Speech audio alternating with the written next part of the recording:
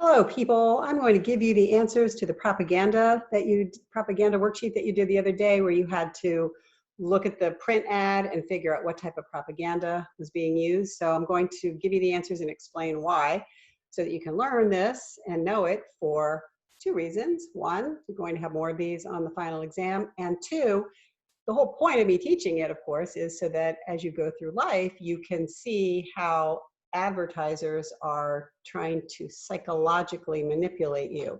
So it's to make you a more savvy consumer. So I'm going to bring up the document, which always takes me a minute. All right, here we go. Oh, by the way, this background this is a quilt I made. Not that I want to talk about my quilt skills.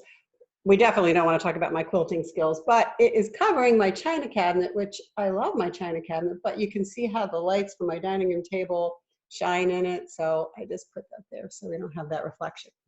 Isn't that interesting? All right, so let's look at the first one. We have a picture of President Obama standing in front of a flag.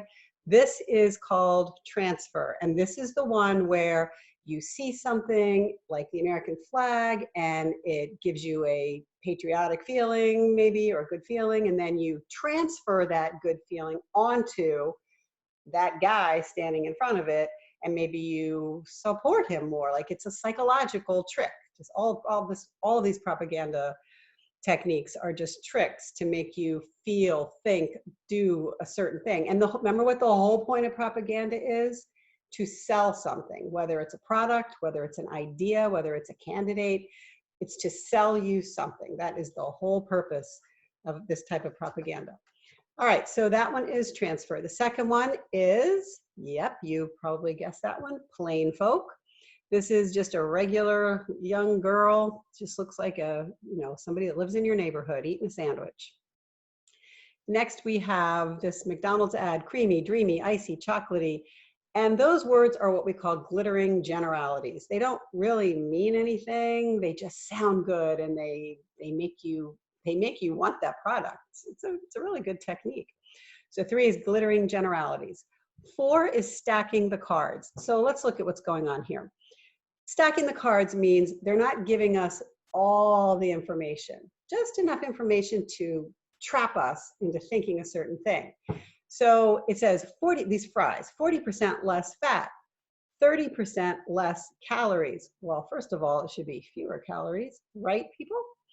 And one, it's not saying compared to what? 40% less fat than what?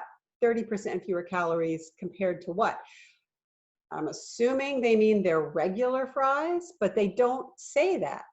And then here's where the real card stacking comes in.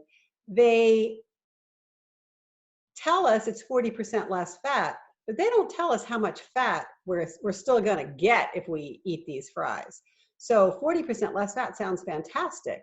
30% less calories sounds fantastic.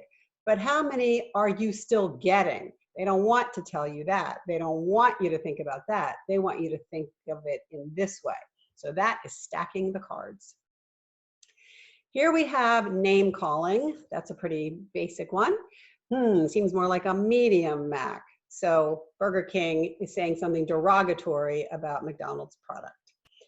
Then we have a testimonial. In the next one, we have Charles Barkley, and he's trying to get us to buy icy hot stuff. Yeah, you know what that stuff is. All right, a couple more. Australia, you've made the switch. Over 1 million Australians have already tried Oral-B toothpastes. So that is bandwagon. That's saying everybody's doing it. You don't want to be left out. You want to jump on the bandwagon and do what everybody else is doing, because if everybody's doing it, it must be good. And the last one is Snob Appeal. This is a great ad for Snob Appeal. I mean, first of all, it says travel like royalty. Okay. And then, would you look at this guy? Yeah, he is loving his status in life. So this is Snob Appeal. This is to make you think, oh, if you had that luggage, then you will have that status also, and you will be looked at a certain way by others. So those are your answers, and that is why those are your answers. And remember, you have to understand that for the final, and going through life, it will be good for you to know this stuff and make you better at not getting suckered into buying things that you don't need. It's always good to understand psychology techniques that people are using on us. Okay, so that's it. And thank you very much, and goodbye.